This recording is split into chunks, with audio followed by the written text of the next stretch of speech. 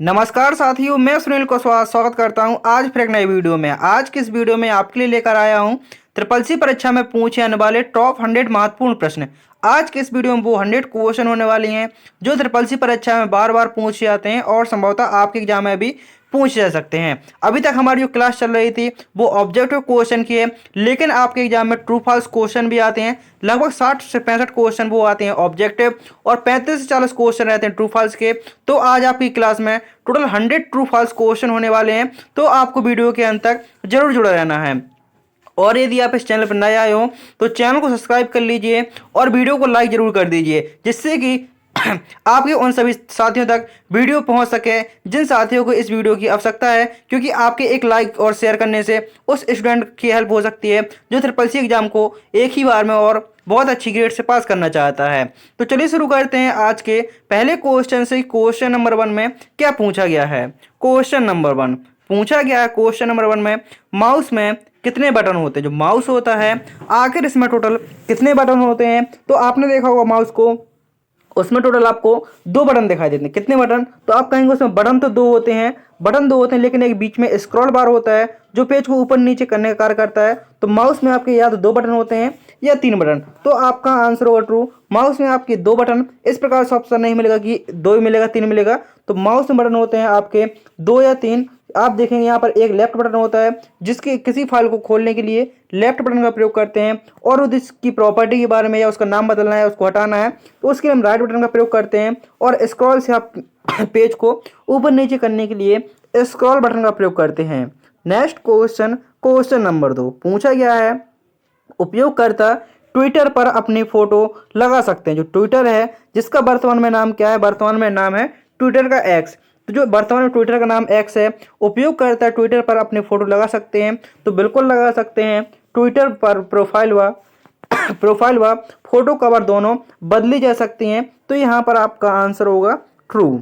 Next question है computer memory 3 प्रकार की होती हैं, प्राइमरी, सेकेंडरी, मध्य मेमोरी। तो आप कहेंगे गलत, क्योंकि जो प्राइमरी मेमोरी होती हैं, जो कंप्यूटर की मेमोरी होती हैं वो आपकी 2 प्रकार की होती हैं। पहली होती है आपकी प्राइमरी और दूसरी होती है सेकेंडरी। तो यहाँ पर कहा गया था क्या वो 3 प्रकार की होती हैं? तो आंसर होगा आपका यहाँ पर फॉल्स।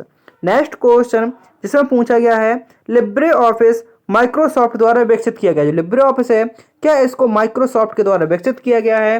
तो आपका आंसर होगा यहाँ पर फॉल्स।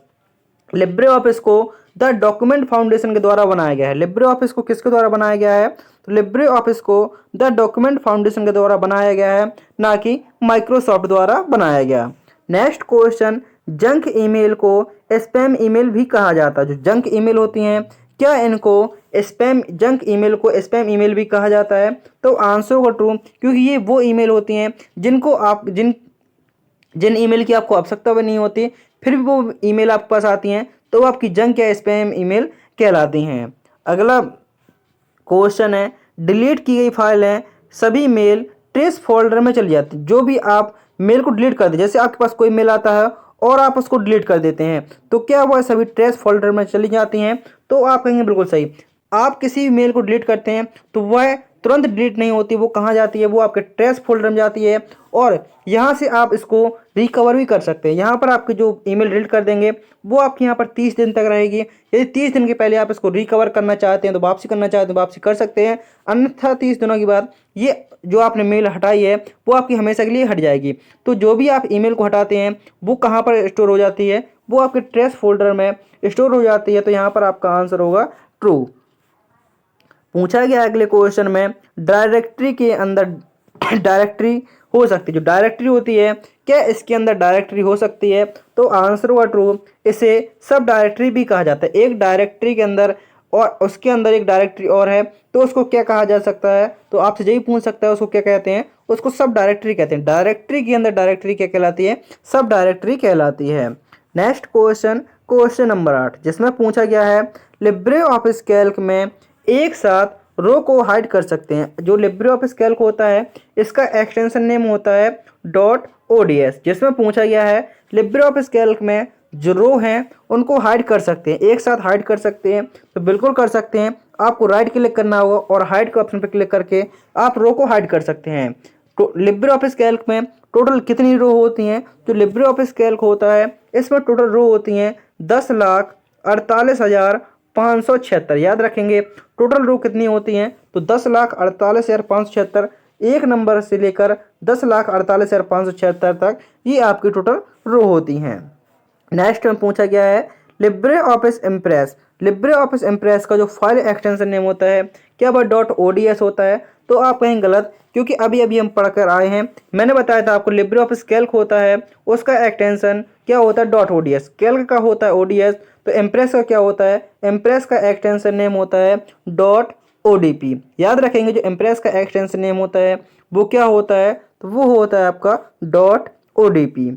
अगले क्वेश्चन में पूछा गया है किसी फोल्डर के आइकन को दूसरे फोल्डर में कॉपी किया जा सकता है। जो किसी फोल्डर के आइकन को, जो कोई फोल्डर है उसका आइकन को दूसरे फोल्डर में कॉपी किया जा सकता है। तो बिल्कुल कॉपी कर सकते हैं, कॉपी पेस्ट से फोल्डर को दूसरे स्थान पर कॉपी कर सकते हैं। तो आपका आंसर होगा ट्रू। नेक्स्ट क्वेश्चन में पूछा गया है रैम। रैम दो प्रकार के होते हैं, एस रैम और डी रैम। तो आप कहेंगे बिल्कुल सही है, जो रैम होते हैं वो दो प्रकार के होते हैं। एक होता है एस रैम जिसकी फुल फॉर्म होती है स्टैटिक रैंडम एक्सेस मेमोरी, और दूसरा होता है डी रैम जिसकी फुल फॉर्म होती है डायनेमिक रैंडम एक्सेस मेमोरी। याद रखेंगे फुल फॉर्म एस रैम की full form random access memory और डी रैम की full form dynamic random access memory. ये दो प्रकार के होते हैं। और रैम की फुल फॉर्म होती है रैंडम एक्सेस मेमोरी, यह आपकी अस्थायी मेमोरी होती है। अस्थायी के साथ साथ आपकी यह वोलेटाइल मेमोरी भी होती है, इसको याद रखेंगे। आपसे पूछ सकता है रैम किस प्रकार की मेमोरी है, वोलेटाइल या नॉन वोलेटाइल? तो आप क्या कहेंगे? जो रैम होती है वह हमारी वोलेटाइल मेमोरी होती है। नेक्स्ट क्वेश्चन में पूछा गया है हाइपर लिंक करने के लिए Ctrl+H शॉर्टकट कुंजी का प्रयोग करते हैं। यदि आप किसी डॉक्यूमेंट को हाइपर लिंक के जरिए जोड़ना चाहते हैं तो उसके लिए क्या आपको Ctrl+H का प्रयोग करना होगा? तो आप कहेंगे बिल्कुल गलत, क्योंकि हाइपर लिंक करने के लिए हम किसका प्रयोग करते हैं? हाइपर लिंक करने के लिए Ctrl+K का प्रयोग करते हैं। और फाइंड एंड रिप्लेस करने के लिए किसका प्रयोग करते हैं? तो फाइंड एंड रिप्लेस करने के लिए हम Ctrl+H का प्रयोग करते हैं। दोनों फुल फॉर्म, दोनों शॉर्टकट की याद रखेंगे। फाइंड एंड रिप्लेस करने की शॉर्टकट कुंजी क्या होती है? तो फाइंड एंड रिप्लेस करने के लिए हम Ctrl+H का प्रयोग करते हैं, और हाइपर लिंक करने के लिए Ctrl+K शॉर्टकट कुंजी का प्रयोग करते हैं।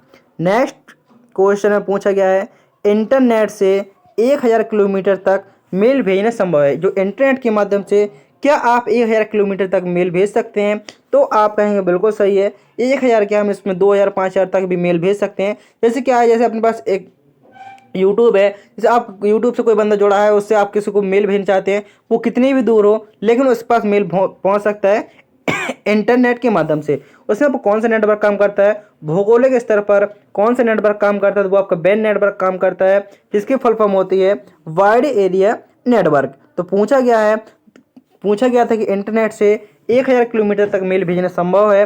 तो आंसर होगा दुनिया में हम इस मेल को कहीं भी भेज सकते हैं। तो आंसर होगा आपका यहाँ पर ट्रू। अगले क्वेश्चन में पूछा गया है लिब्रे ऑफिस इम्प्रेस में स्लाइड के नीचे स्लाइड की संख्या होती है। जैसे आपकी ये स्लाइड है, क्या इसके नीचे स्लाइड की संख्या होती है?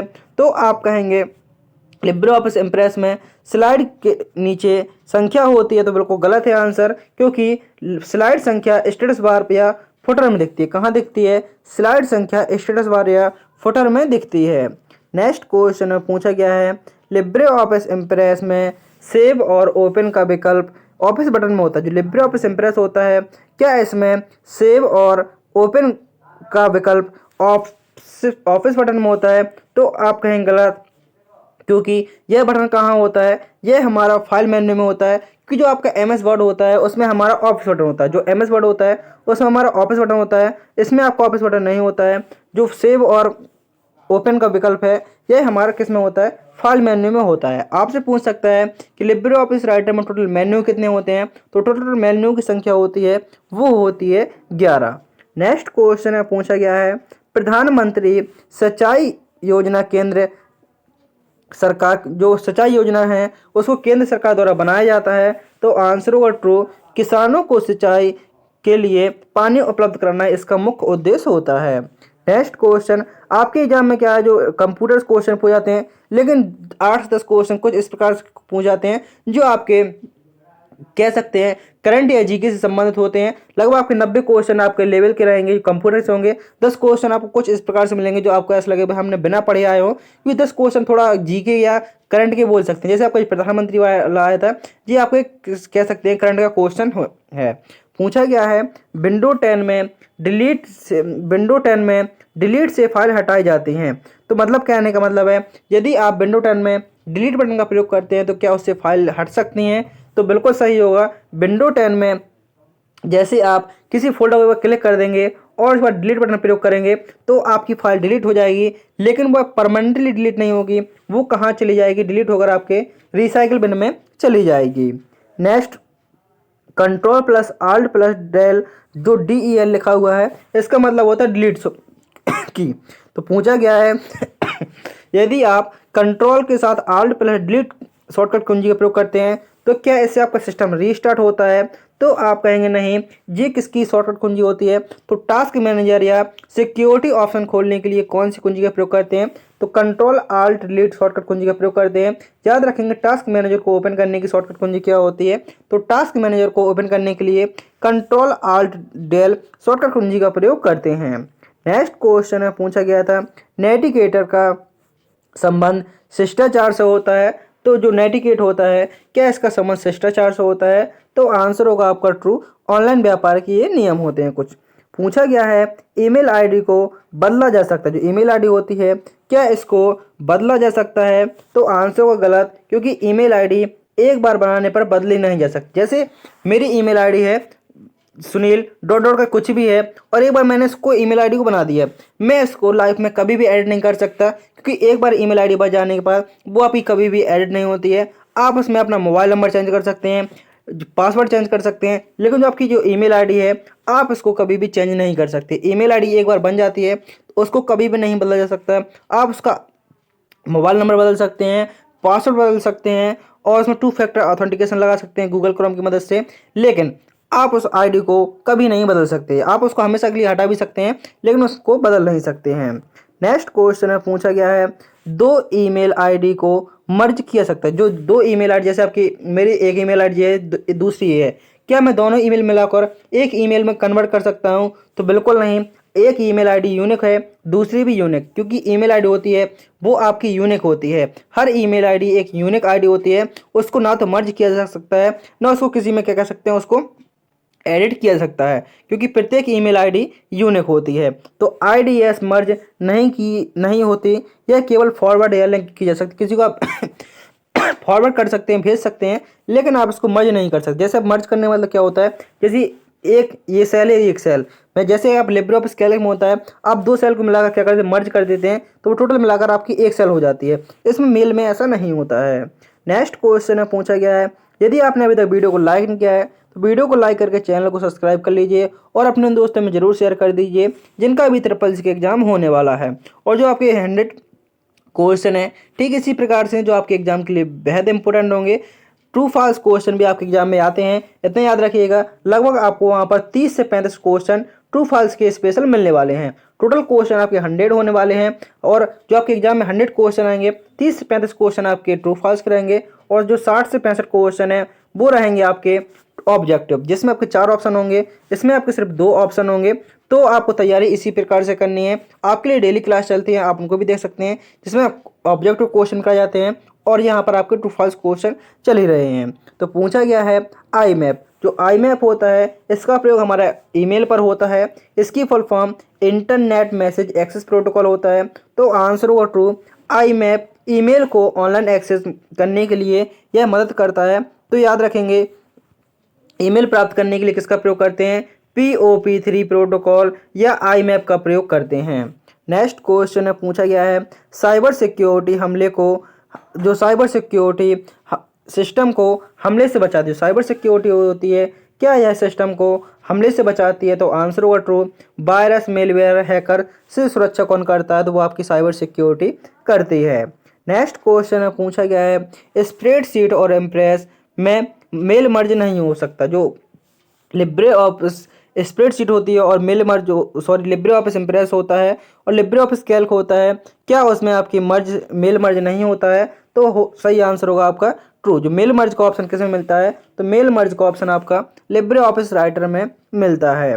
नेक्स्ट क्वेश्चन में पूछा गया है, हैकर फ़ोन की सेटिंग को बदल सकता है? जो हैकर है क्या वह आपकी फ़ोन की सेटिंग को बदल सकता है?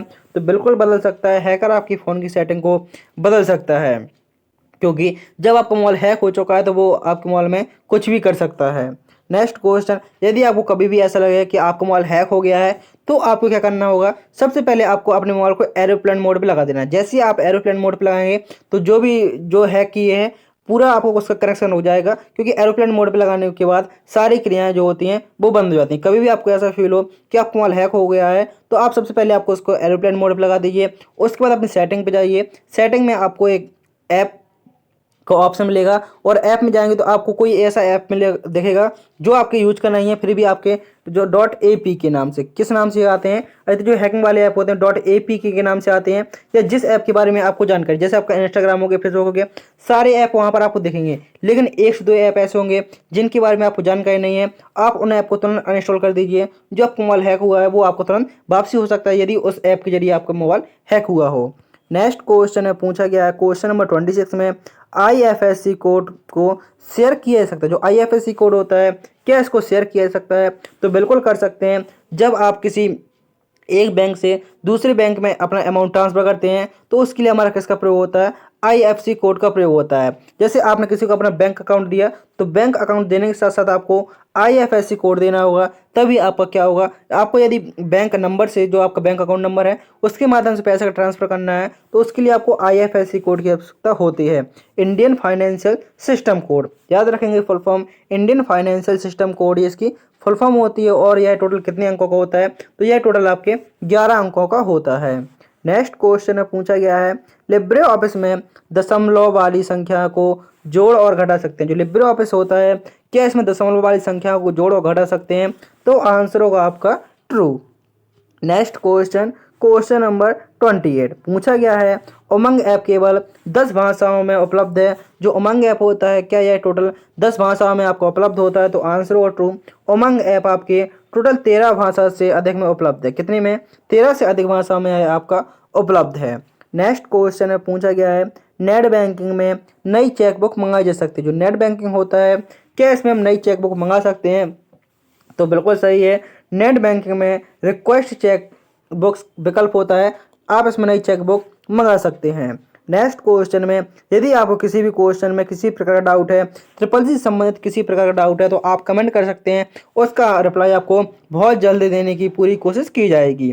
पूछा गया है, ई गवर्नेंस कंप्यूटरीकरण पर केंद्रित है? जो ई गवर्नेंस है ये आपका कंप्यूटरीकरण पर आपका केंद्रित है। तो आंसर होगा ट्रू। इसका उद्देश्य सरकारी सेवाओं का डिजिटलकरण करना, ये इसका मुख्य उद्देश्य है। नेक्स्ट क्वेश्चन में पूछा गया है, क्रिप्टोग्राफी का संबंध सिक्योरिटी से? जो क्रिप्टोग्राफी है क्या इसका संबंध सिक्योरिटी से है? तो आंसर होगा ट्रू। यह डेटा को इनक्रिप्शन से सुरक्षा करता है। डेटा को इनक्रिप्शन करने से सुरक्षित करता है। वो आपका क्रिप्टोग्राफी किससे संबंधित हो गया? वह आपका सिक्योरिटी से संबंधित हो गया। नेक्स्ट क्वेश्चन में पूछा गया है, लिब्रे ऑफिस एक एप्लीकेशन सॉफ्टवेयर है? जो लिब्रे ऑफिस है क्या यह एक एप्लीकेशन सॉफ्टवेयर है? तो आंसर होगा ट्रू। लिब्रे ऑफिस क्या है? एक एप्लीकेशन सॉफ्टवेयर है, जबकि जो विंडो होती हैं वो क्या होती हैं? वह आपकी सिस्टम सॉफ्टवेयर होते हैं, जिनको चलाने के लिए यूजर की आवश्यकता होती है। मतलब कहने का मतलब है जो यूजर की आवश्यकता अनुसार आप फाइल को डाउनलोड करते हैं, जैसे आपका गूगल क्रोम हो गया एक प्रकार से, और जैसे आपका MS वर्ड हो गया, लिब्रे ऑफिस हो गया, ये क्या हो जाएंगे? आपके एप्लीकेशन सॉफ्टवेयर हो जाएंगे। आप उनको अपनी आवश्यकता अनुसार डाउनलोड करते हैं तो वो आपके क्या हो जाते हैं? वह आपके एप्लीकेशन सॉफ्टवेयर हो जाते हैं। और जिनको चलने के लिए, कंप्यूटर चलने के लिए जिनकी आवश्यकता होती है वो सिस्टम सॉफ्टवेयर होती है। जैसे कि एक कंप्यूटर चलने के लिए एक ऑपरेटिंग सिस्टम की आवश्यकता होती है, वो लाइनक्स हो, यूनिक्स हो, आपका मैक हो, या DOS हो, या आपका विंडो हो, किसी न किसी एक ऑपरेटिंग सिस्टम की आवश्यकता होती है, तो वो होते हैं आपके सिस्टम सॉफ्टवेयर। नेक्स्ट क्वेश्चन में पूछा गया है, लिब्रे ऑफिस राइटर में टोटल 11 मेन्यू होते हैं? तो बिल्कुल सही है। जो लिब्रे ऑफिस राइटर होता है इसमें टोटल आपके 11 मेन्यू होते हैं। सबसे पहला मेन्यू क्या होता है? तो पहले मेन्यू आपका फाइल मेन्यू होता है, और अंतिम मेन्यू क्या होता है? वो आपका हेल्प मेन्यू होता है। कितने मेन्यू? टोटल 11 मेन्यू होते हैं। आपको कमेंट में बताना है जो लिब्रे ऑफिस राइटर होता है आखिर इसका जो फाइल एक्सटेंशन नेम होता है, फाइल का एक्सटेंशन नेम क्या होता है, ये आपको कमेंट बॉक्स में बताना है। पूछा गया है SEO, जो SEO है इसका full form search engine optimisation है, तो आंसर होगा ट्रू। SEO का full form search engine optimisation है। SEO वेबसाइट की गूगल रैंकिंग सुधारने की तकनीक होती है। नेक्स्ट क्वेश्चन है, पूछा गया है IaaS का full form infrastructure as a service होता है। जो IaaS होता है, क्या इसका फुल फॉर्म इंफ्रास्ट्रक्चर, जी आपकी क्लाउड से संबंधित है, तो IaaS का फुल फॉर्म होता है इंफ्रास्ट्रक्चर एज ए सर्विस। आपसे पूछ सकता है PaaS का फुल फॉर्म क्या होता है, तो PaaS का फुल फॉर्म होता है प्लेटफॉर्म एज ए सर्विस।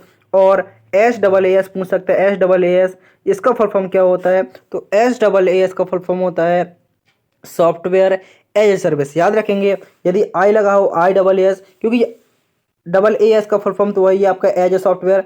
एक आई का मतलब वो जो आपका सिंगल आई लगा हुआ है, इसका मतलब हो गया आपका इंफ्रास्ट्रक्चर, P का मतलब होता है प्लेटफॉर्म और S का मतलब होता है सॉफ्टवेयर। याद रखेंगे, ये आपके तीनों क्लाउड कंप्यूटिंग से संबंधित है, तो आंसर आपका क्या हो जाएगा यहाँ पर, ट्रू हो जाएगा। नेक्स्ट क्वेश्चन में पूछा गया है सारथी ऐप रेल यात्रा से संबंधित है। जो सारथी ऐप है ये आपके रेल यात्रा से संबंधित है, ये आपके इंडियन रेलवे का ऑफिशियल ऐप। एक आपका IRCTC भी है, जिसमें आप रेलवे संबंधित सभी जानकारी आपको यहाँ पर उपलब्ध होती हैं, तो आंसर होगा आपका ट्रू। अगले क्वेश्चन में पूछा गया है फ़ोनपे एक डिजिटल वॉलेट है। जो फ़ोनपे है, क्या यह एक डिजिटल वॉलेट है, तो आपका आंसर होगा ट्रू। आप इसमें अपन डिजिटल वॉलेट में अमाउंट रख सकते हैं। जो आपको कुछ भी, जैसे किसी को अमाउंट ट्रांसफ़र करना है, तो आप घर बैठे ही फ़ोनपे की मदद से अमाउंट ट्रांसफ़र कर सकते हैं। UPI रिचार्ज, बिल पेमेंट आदि ये आप सब फ़ोनपे की मदद से कर सकते हैं। नेक्स्ट क्वेश्चन में पूछा गया है माउस के लेफ्ट बटन में, जो माउस के लेफ्ट बटन से स्लाइड बदली जा सकती है। जो माउस का लेफ्ट बटन होता है, क्या इससे हम स्लाइड को बदल सकते हैं, तो बिल्कुल बदल सकते हैं। जैसे हमारा जो माउस का लेफ्ट बटन है, हमने उसको प्रेस कर लिया, उस स्लाइड को ऊपर नीचे भी कर सकते हैं। मतलब कहने का मतलब, एक स्लाइड को, जैसे हमें जिस स्लाइड हमारे 5वें नंबर पर है, हम उसको पहले नंबर पर करना चाहते, दूसरे पर करना चाहते, स्लाइड पर क्लिक करेंगे और उसको यहाँ पर रख देंगे, तो हम इसको बदल सकते हैं। नेक्स्ट क्वेश्चन में पूछा गया है ई-कॉमर्स एक आसान और समय बचाने वाला तरीका। जो ई-कॉमर्स है, क्या यह एक ई-कॉमर्स एक आसान और समय बचाने वाला तरीका है, तो आप कहेंगे बिल्कुल सही है। ई-कॉमर्स के माध्यम जैसे आप ऑनलाइन शॉपिंग कर सकते हैं, सबसे अच्छा इसका उपयोग होता है ई-कॉमर्स का शॉपिंग करने में। यदि आप मार्केट जाते हैं, आपको सब गांव देहात में रहते हैं या किसी ऐसे शहर में रहते हैं, छोटे एरिया में, जहां से आपको लगभग 150 किलोमीटर दूर जाना पड़ेगा, आप कोई बड़ी चीज़ खरीदना चाहते हैं या कोई सामान खरीदना चाहते हैं, छोटी चीज़ खरीदना है, तो उसके लिए आपको मार्केट जाना पड़ेगा, आपका समय बर्बाद होगा, आपको काम की छुट्टी लेनी पड़ेगी, आपका वो दिन क्या हो जाएगा, एक हिसाब से ख़राब हो जाएगा। लेकिन आप क्या कर सकते हैं अपने मोबाइल में एक एप्लीकेशन डाउनलोड करेंगे, अमेजोन या फ्लिपकार्ट, और जो भी सामान आपको चाहिए होगा वो आपको एक उचित रेट में आपको मिल जाएगा और वह सामान आपके घर तक आ जाएगा। उसके लिए सिर्फ आपको ऑर्डर करना होगा और कुछ भी नहीं करना होगा।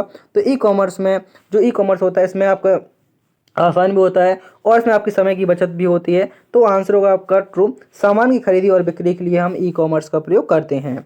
नेक्स्ट क्वेश्चन में पूछा गया है लिब्रे ऑफिस कैल्क में प्रिंट प्रीव्यू को जूम करके देख सकते हैं। जो प्रिंट प्रीव्यू होता है, जैसे हमने कोई शीट बनाई और हम उसका प्रीव्यू देखना चाहते हैं कि आखिर हमारा जो आउटपुट, जो प्रिंट्स निकलेगा, किस प्रकार निकलेगा, तो हम उसको बिल्कुल जूम करके देख सकते हैं, तो आंसर होगा आपका यहाँ पर ट्रू। नेक्स्ट क्वेश्चन में पूछा गया है लिब्रे ऑफिस कैल्क में रिसेंट ओपन डॉक्यूमेंट देख सकते हैं। जो आपके वर्तमान में डॉक्यूमेंट ओपन हुए हैं, क्या उसको हम देख सकते हैं, तो बिल्कुल हम देख सकते हैं।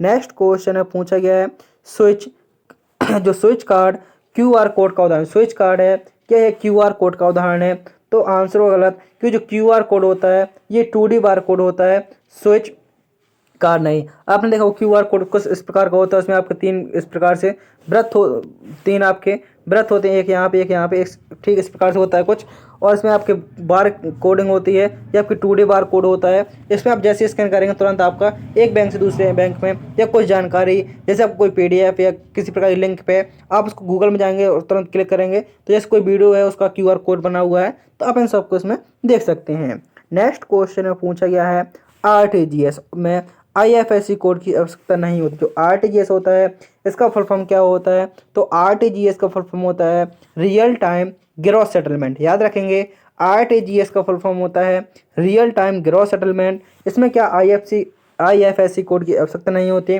तो आंसर हो गलत। RTGS में IFSC कोड की आवश्यकता होती है, क्योंकि जो RTGS के माध्यम से आपका पेमेंट होता है, यदि आप RTGS के माध्यम से पेमेंट करना चाहते हैं तो आपको कम से कम 2 लाख रुपए इसकी लिमिट होती है। जो कम से कम लिमिट होती है, जैसे आपने अधिक से अधिक लिमिट सुनी होगी, लेकिन इस कम से कम लिमिट होती है 2 लाख। यदि आप RTGS के माध्यम से पेमेंट करना चाहते हैं तो आपको वहाँ पर 2 लाख, कम से कम 2 लाख रुपए का ट्रांजेक्शन करना होगा, तभी आप RTGS का प्रयोग कर सकते हैं और इसमें आपके IFSC कोड की आवश्यकता होती है।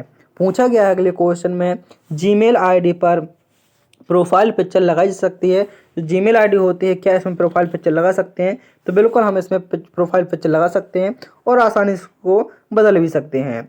नेक्स्ट में पूछा गया है, Libre office writer, Calc, impress, draw एक साथ स्टार्ट कर सकते हैं। तो लिब्रे ऑफिस राइटर हो गया, आपका कैल्क हो गया, इम्प्रेस हो गया, लिब्रे ऑफिस ड्रा हो गया, क्या इन सभी को एक साथ ओपन कर सकते हैं? तो बिल्कुल हम इसमें एक साथ आसानी से इनको ओपन कर सकते हैं। राइटर ओपन कर लेंगे, कैल्क ओपन कर लेंगे, इम्प्रेस को ओपन कर लेंगे और लिब्रे ऑफिस ड्रा को भी हम एक साथ ओपन कर सकते हैं। पूछा गया अगले क्वेश्चन में, एक ही ब्राउजर में एक से अधिक ईमेल आईडी ओपन हो सकती है। जैसे आपका एक गूगल क्रोम ब्राउजर है, क्या उसमें आप एक से अधिक ईमेल आईडी को ओपन कर सकते हैं? तो आप इसमें एक से अधिक काफ़ी ईमेल आईडी क्या कर सकते हैं, लॉगिन कर सकते हैं, तो आईडी ओपन कर सकते हैं। तो आपका आंसर क्या हो जाएगा? ट्रू। आप जैसे एक ईमेल आईडी आपका भाई चलाता है, एक आपके पापा की है, एक आपके जैसे जिसके ईमेल आईडी में जो भी काम हो रहा है, तो आप इसमें सारी आईडी लॉगिन कर सकते हैं। नेक्स्ट क्वेश्चन अब पूछा गया है, POS का फुल फॉर्म होता है पॉइंट ऑफ सेल। याद रखेंगे, POS का फुल फॉर्म होता है पॉइंट ऑफ सेल। ये आपके POS मशीन से कार्ड पेमेंट या UPI किया जाता है। जैसे आपने देखा होगा, बड़े बड़े शहरों में क्या होता है, जो बड़े बड़े मॉल होते हैं उसमें आप एक मशीन रखी होती है, आप क्या देते हैं, अपने कार्ड देते हैं और वो एक बार इस प्रकार से कार्ड में करते हैं और जो भी आपका अमाउंट होता है वो आपका उस मशीन से कट जाता है, तो वो आपकी POS मशीन होती है, point of sale. Next question में पूछा गया है, टोपोलॉजी का प्रयोग लैन के लिए नहीं किया जाता। जो टोपोलॉजी होती हैं, क्या उसका प्रयोग लैन के लिए नहीं होता है? तो आपका आंसर होगा फॉल्स, क्योंकि जो टोपोलॉजी होती है, जैसे आपका रिंग टोपोलॉजी हो गया, स्टार टोपोलॉजी हो गया, बस सबसे पहले हमारा बस टोपोलॉजी, उसके बाद आपका रिंग टोपोलॉजी, बस topology, ring topology, star topology, और इसके बाद आपके स्टार के बाद मैश टोपोलॉजी हो गया, ट्री टोपोलॉजी हो गया, और इसके बाद आप देखेंगे हाईवे टोपोलॉजी होता है एक प्रकार का। तो आप देखेंगे यहाँ पर कुछ टोपोलॉजी हैं। तो यहाँ पर आप देखेंगे कहा गया था कि टोपोलॉजी का उपयोग जो लैन नेटवर्क होता है, लैन की फुल फॉर्म होती है लोकल एरिया नेटवर्क के लिए नहीं किया जा सकता। तो आंसर हो गलत, हम लैन के लिए ही प्रयोग होती हैं। नेक्स्ट क्वेश्चन में पूछा गया है, ईमेल, जो ईमेल के जनक हैं, ईमेल का आविष्कार रे टॉमलिंसन द्वारा किया गया था।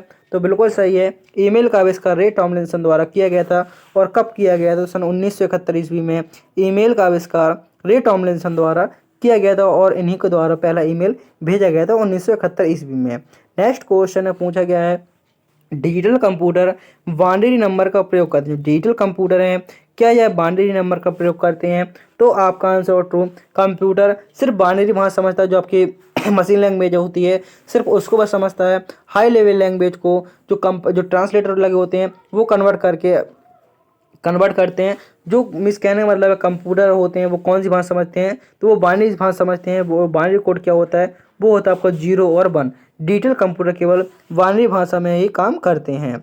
तो यहाँ पर आपके 50 क्वेश्चन पूरे होते हैं। उम्मीद करता हूँ कि आपको वीडियो पसंद आ रहा होगा और आपने वीडियो को लाइक और चैनल को सब्सक्राइब भी कर दिया होगा और अपने दोस्तों में भी शेयर कर दिया होगा। यदि नहीं किया है तो आप कर सकते हैं और आपके फ्रेंडों की हेल्प हो सकती है।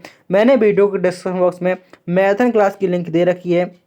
यदि आप चैप्टर वाइज मैराथन क्लास देखना चाहते हैं तो उस मैराथन क्लास को जरूर देख लीजिएगा, क्योंकि उस मैराथन क्लास में मैंने ट्रिपल सी से संबंधित जो क्वेश्चन बन सकते हैं, ऑब्जेक्टिव, ट्रू फॉल्स, शॉर्टकट की, फुल फॉर्म, सारा कुछ आपको उस मैराथन क्लास में मिल जाएगा। तो आप इस वीडियो के बाद वो मैराथन क्लास देख सकते हैं, जो आपके ट्रिपल सी एग्जाम के लिए रामबाण साबित होगी। नेक्स्ट क्वेश्चन नंबर 51, जिसमें पूछा गया है, UPI से ऑफलाइन पेमेंट कर सकते हैं? तो आप कहेंगे गलत है, क्योंकि जो UPI से हम जो यूनिफाइड पेमेंट इंटरफेस होता है, UPI क्या होता है? जैसे आप फ़ोन पे होता है तो आप फ़ोन पे, पेटीएम, गूगल पे नहीं करते हैं। आप क्या करते हैं, जो पेमेंट करते हैं वो आपके UPI के माध्यम से होता है, लेकिन आप ऐप का यूज करते हैं कि आप फ़ोन पे ऐप का यूज कर रहे हैं, लेकिन जो आपका पेमेंट होता है वो आपका यूपीआई के माध्यम से ही होता है। तो क्या आप ऑफलाइन कर सकते हैं? आपके मोबाइल में इंटरनेट नहीं है और आप किसी को पैसे भेज सकते हैं? तो आप कहेंगे बिल्कुल नहीं भेज सकते। इसके लिए हमें ऑनलाइन इंटरनेट की आवश्यकता होती है। नेक्स्ट क्वेश्चन में पूछा गया है, एसबीआई का पूरा नाम स्टेट बैंक ऑफ इंडिया। जो एसबीआई है, क्या इसका full form state bank of India है? तो आपका आंसर होगा यहाँ पर ट्रू। नेक्स्ट क्वेश्चन में पूछा गया है, हार्डवेयर और सॉफ्टवेयर एक दूसरे पर निर्भर करते हैं। जो हार्डवेयर और सॉफ्टवेयर होते हैं, क्या यह एक दूसरे पर आपके निर्भर होते हैं? तो आंसर होगा ट्रू। दोनों मिलकर कोई भी कार्य करते हैं। हार्डवेयर बिना सॉफ्टवेयर के निष्क्रिय होता है। जो हार्डवेयर बिना सॉफ्टवेयर के निष्क्रिय होता है। नेक्स्ट क्वेश्चन में पूछा गया है, सीपीयू को कंप्यूटर का ब्रेन कहा जाता है। सीपीयू है, क्या इसको कंप्यूटर का ब्रेन मतलब क्या कंप्यूटर का दिमाग कहा जाता है सीपीयू को? तो आंसर होगा आपका ट्रू। सीपीयू की फुल फॉर्म होती है सेंट्रल प्रोसेसिंग यूनिट। सीपीयू की फुल फॉर्म याद रखेंगे, सीपीयू की फुल फॉर्म होती है सेंट्रल प्रोसेसिंग यूनिट। सीपीयू को कंप्यूटर का ब्रेन भी कहा जाता है। सीपीयू सभी प्रोसेसिंग का कार्य करता है। नेक्स्ट क्वेश्चन में पूछा गया है, कंट्रोल प्लस पी से प्रिंट कमांड दी जाती है। जो कंट्रोल प्लस पी है, क्या इससे प्रिंट कमांड दी जाती है? तो आपका आंसर होगा बिल्कुल ट्रू। कंट्रोल पी के माध्यम से हम किसी भी पेज को प्रिंट कर सकते हैं। तो प्रिंट करने के लिए किसका प्रयोग होता है? कंट्रोल प्लस पी शॉर्टकट कुंजी का प्रयोग होता है। अगले क्वेश्चन में पूछा गया है, ब्लूटूथ एक वायर्ड कम्युनिकेशन है। जो ब्लूटूथ है, क्या यह एक वायर्ड कम्युनिकेशन? वायर्ड मतलब आपके क्या इसमें वायर कर सकते होते हैं ब्लूटूथ में? आप कहेंगे नहीं, ब्लूटूथ आपकी क्या होती है? ये आपकी वायरलेस कम्युनिकेशन रेंज होती है।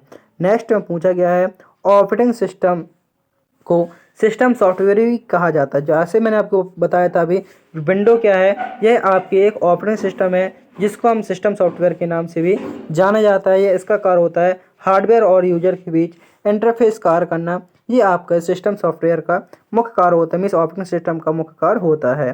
नेक्स्ट क्वेश्चन में पूछा गया है, प्राइमरी मेमोरी को वोलेटाइल मेमोरी कहा जाता है। जो प्राइमरी मेमोरी होती है वो आपकी जैसे रैम हो जाएगा, ये आपकी क्या होती है? ये आपकी प्राइमरी मेमोरी होती है, जिसको वोलेटाइल मेमोरी के नाम से जाना जाता है।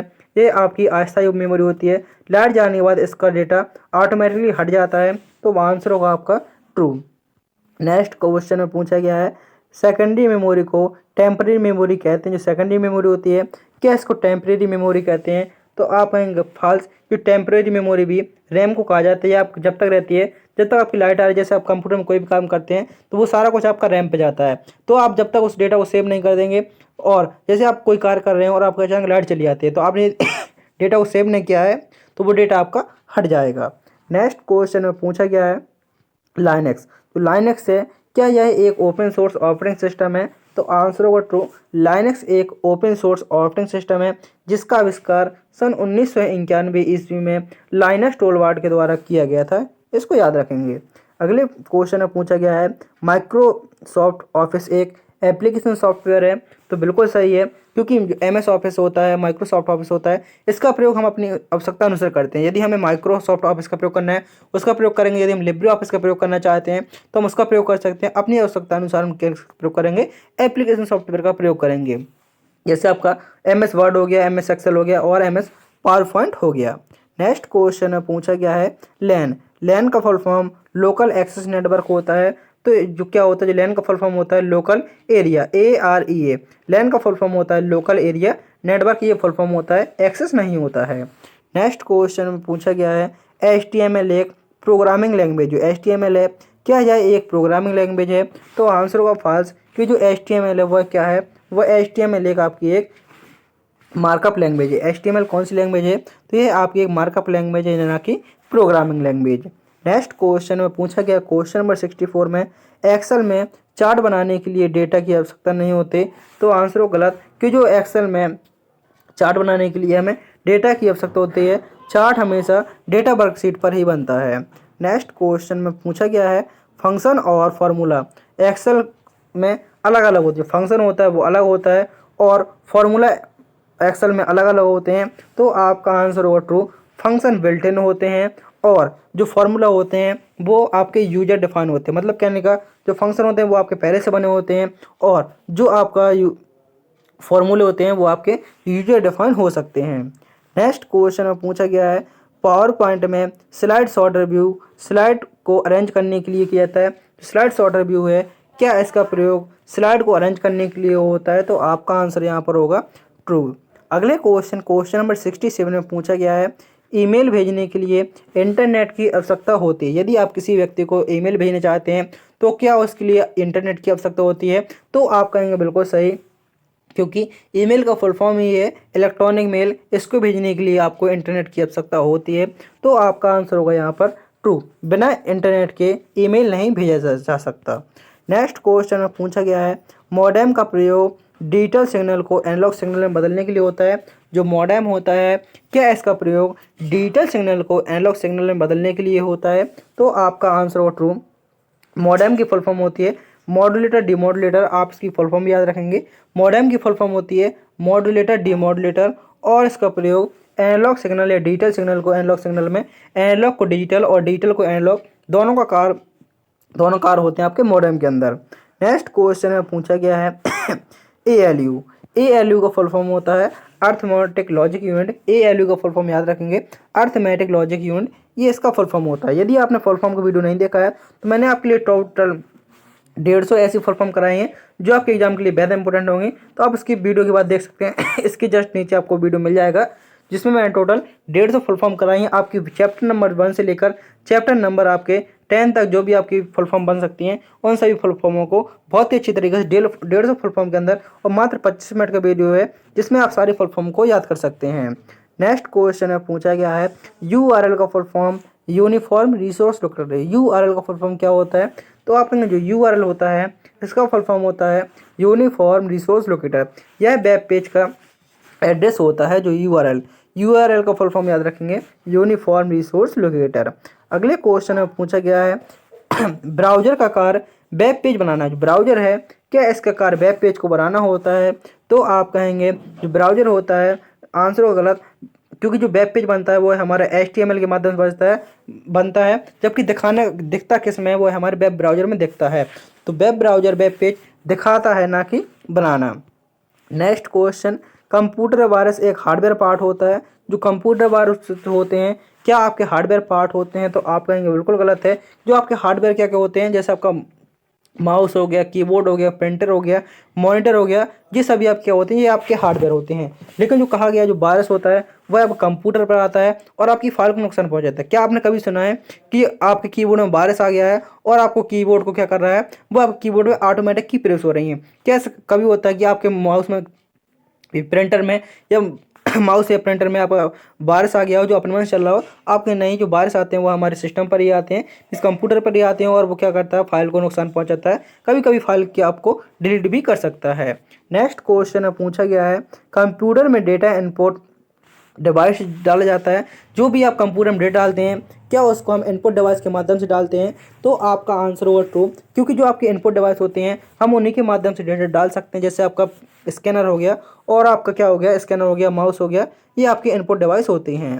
नेक्स्ट क्वेश्चन में पूछा गया है, UPS का प्रयोग डेटा बैकअप के लिए होता है। तो आप कहेंगे गलत, UPS का प्रयोग पावर बैकअप के लिए होता है, ना कि डेटा बैकअप के लिए। मतलब क्या होता है इसका, डेटा बैकअप मतलब जैसे आपका कभी डेटा हट गया तो आप उसको बैकअप कर सकते हैं। और जो UPS होता है इसका कार्य होता है आपका, जैसे आपकी UPS आपके कंप्यूटर में लगा हुआ है और लाइट चली जाती है तो आपका यह लगभग 10 से लेकर 15 मिनट तक आपका बिना लाइट का चलता है। ये आपका UPS का कार्य होता है। UPS की फुल फॉर्म होती है अनइंटरप्रेटेबल पावर सप्लाई। मतलब कहने का है कि जो लाइट जाने के बाद भी आपका 10 से 15 मिनट आपका कंप्यूटर चलता रहेगा, ये आपका UPS का मुख्य कार्य होता है। मतलब पावर के लिए पावर बैकअप होता है। जैसे आपका एक कह सकते हैं, आपका एक पावर पॉइंट वो पावर कहते हैं कि आपका ये क्या कहते हैं, जब आपका मोबाइल डिस्चार्ज होता है तो आप कहते हैं पावर केबल लगा दो या नेक्स्ट क्वेश्चन में पूछा गया है, कंप्यूटर केवल बाइनरी भाषा समझता है। जो कंप्यूटर है, क्या केवल यह बाइनरी भाषा समझता है? तो आंसर होगा ट्रू, वह आपकी 0 और 1 लैंग्वेज को ही समझता है। नेक्स्ट क्वेश्चन में पूछा गया है, MS वर्ड में बोल्ड कमांड के लिए कंट्रोल U का प्रयोग करते हैं। क्या आप टेक्स्ट को बोल्ड करना चाहते हैं, उसके लिए आपको किसका प्रयोग करना होगा, कंट्रोल U का प्रयोग करना होगा? तो आप कहेंगे बिल्कुल गलत है, क्योंकि कंट्रोल U का प्रयोग हम अंडरलाइन के लिए करते हैं, UNDER। अंडरलाइन के लिए किसका प्रयोग करते हैं, कंट्रोल U का प्रयोग करते हैं।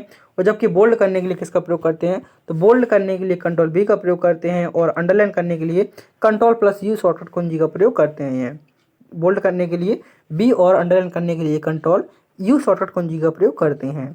पूछा गया है गूगल क्रोम क्या है, यह एक ऑपरेटिंग सिस्टम है, तो आप कहेंगे गलत। जो गूगल क्रोम है क्या है, ये आपका एक वेब ब्राउज़र। गूगल क्रोम क्या है, गूगल क्रोम एक वेब ब्राउज़र है, ना कि ऑपरेटिंग सिस्टम। पूछा गया है www का full form world wide web होता है। जो www होता है, क्या इसका full form world wide web होता है? तो आंसर होगा ट्रू। यह इंटरनेट पर उपलब्ध वेब पेज का जाल होता है। www का full form world wide web होता है। अगले क्वेश्चन में पूछा गया है OCR। OCR का प्रयोग प्रिंटेड टेक्स्ट को एडिटेबल टेक्स्ट में बदलने के लिए होता है।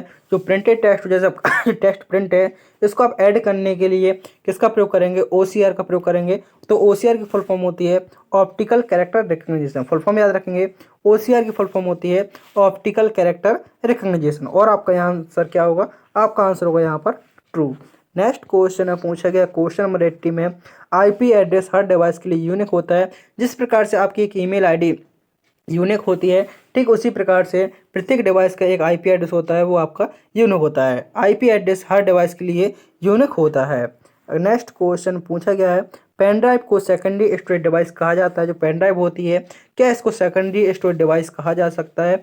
तो आप कहेंगे बिल्कुल सही है, क्योंकि आप इसमें डेटा को कभी भी डाल सकते हैं, कभी इसमें डेटा निकाल सकते हैं। इसमें आप डेटा को स्टोर कर सकते हैं, ये आपकी सेकेंडरी स्टोरेज मेमोरी के अंतर्गत आ जाती है। नेक्स्ट क्वेश्चन में पूछा गया है स्प्रेडशीट में कॉलम को नंबर में दर्शाया जाता है। जो कॉलम होते हैं, क्या उनको हम नंबर में दर्शाते हैं? तो आप कहेंगे जो खड़े हुए कॉलम होते हैं, ये किस में होते हैं? आपको जैसे कहा कहते हैं A column, B column, C column, D column. जो रो होती हैं उनको हम नंबर में दर्शाते हैं, जैसे पहली रो, आपकी दूसरी रो, तीसरी रो। तो जो रो होती हैं उनको नंबर में दर्शाते हैं, लेकिन इसमें कहा गया है कॉलम को नंबर में दर्शाते हैं, तो आपका आंसर हो गलत। कॉलम को हम किस में दर्शाते हैं? तो कॉलम को हम लेटर में दर्शाते हैं, जबकि रो को हम 1 2 3 से दर्शाते हैं। नेक्स्ट क्वेश्चन, ईमेल एड्रेस में एट सिंबल की आवश्यकता होती है। एक ईमेल एड्रेस में क्या क्या होता है? तो पहले आपका यूजर नेम होता है, और उसके बाद आपका क्या होता है? एक एट सिंबल होता है, और उसके बाद आपका क्या होता है? डोमेन नेम होता है। तो एक ईमेल एड्रेस में आपका एक सिर्फ आप एक @ का प्रयोग कर सकते हैं, इससे अधिक @ का प्रयोग नहीं कर सकते। याद रखेंगे, एक ईमेल एड्रेस में सिर्फ एक ही @ का प्रयोग होता है। आंसर होगा आपका ट्रू। पहले आपका यूजर नेम, फिर आपका @ फिर उसके बाद डोमेन नेम आपका आ जाएगा। नेक्स्ट क्वेश्चन में पूछा गया है कंप्यूटर मेमोरी को बाइट में मापा जाता है। कंप्यूटर की मेमोरी होती है, क्या इसको बाइट में मापा जाता है? तो आंसर होगा ट्रू। आपसे पूछ सकता है 1024 बाइट बराबर क्या होता है? 1024 बाइट बराबर 1 KB होता है, और 1024 KB बराबर क्या होता है? 1024 KB बराबर आपके 1 MB के बराबर होता है। याद रखेंगे, 1024 KB बराबर कितना होता है? 1024 KB बराबर 1 MB होता है। MB का फुल फॉर्म होता है मेगाबाइट। नेक्स्ट क्वेश्चन में पूछा गया है सर्च इंजन का उदाहरण MS वर्ड है। तो आंसर हो गलत। सर्च इंजन क्या है? आपका गूगल हो गया, बिंग हो गया, ये आपके सर्च इंजन है। याहू हो गया, ये आपके सर्च इंजन है। MS वर्ड क्या है? ये आपका एक एप्लीकेशन सॉफ्टवेयर होता है।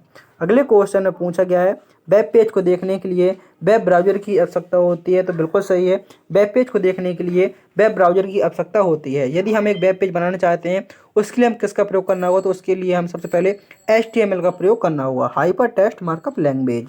अगले क्वेश्चन में पूछा गया है ईमेल भेजने के लिए SMTP प्रोटोकॉल का प्रयोग होता है। यदि आप ईमेल को भेजना चाहते हैं, तो उसके लिए आपको SMTP प्रोटोकॉल का प्रयोग करना होगा। तो बिल्कुल सही है, SMTP की फुल फॉर्म होती है simple mail transfer protocol. Email को भेजने के लिए SMTP प्रोटोकॉल का प्रयोग करते हैं। नेक्स्ट क्वेश्चन नंबर 88, जिसमें पूछा गया है ATM का full form automated teller machine होता है। जो ATM होता है, क्या इसकी full form automated teller machine होती है? याद रखेंगे, ये इंपॉर्टेंट क्वेश्चन है, एग्जाम में काफ़ी बार पूछा जा चुका है।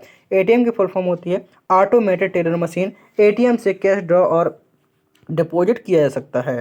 नेक्स्ट क्वेश्चन पूछा गया है कीबोर्ड एक आउटपुट डिवाइस है। जो कीबोर्ड है, क्या यह एक आपकी आउटपुट डिवाइस है? तो आप कहेंगे फॉल्स। कीबोर्ड क्या है? यह हमारी एक इनपुट डिवाइस होती है। नेक्स्ट क्वेश्चन में पूछा गया है एक्सेल में सम फंक्शन जोड़ने के लिए प्रयोग होता है। मीन्स योग निकालने के लिए किसका प्रयोग करते हैं? तो योग निकालने और जोड़ने के लिए सम फंक्शन का यूज करते हैं। यही आपका एक्सेल में होता है, और यह आपका कैल्क में भी सम फंक्शन का यूज हम किसके लिए करते हैं? जोड़ने या योग निकालने के लिए इस फंक्शन का यूज करते हैं। अगले क्वेश्चन में DNS का full form domain name system होता है। तो आंसर होगा ट्रू। DNS का full form domain name system होता है। अगले क्वेश्चन में पूछा गया है गूगल ड्राइव एक क्लाउड स्टोरेज हो। क्लाउड स्टोरेज आपकी गूगल ड्राइव है। तो आप कहेंगे सही है, जो ड्राइव स्टोरेज क्या जो गूगल ड्राइव होता है, वो आपका क्लाउड स्टोरेज कहलाता है। ये आपकी फाइल ऑनलाइन सर्विस होते हैं, जो आपकी फाइल होती हैं वो कहाँ सेव होती हैं, वो आपके ऑनलाइन सेव होती हैं क्लाउड स्टोरेज पर।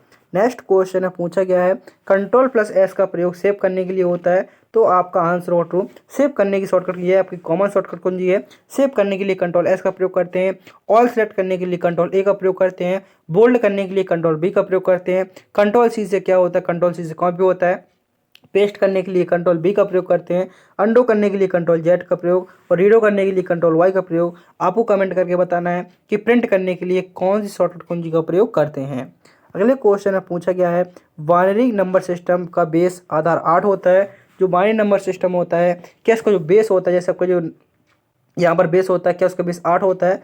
आप कहीं गलत, जो बेस होता है वह हमारा कितना होता है, वो 2 होता है बाइनरी नंबर सिस्टम का।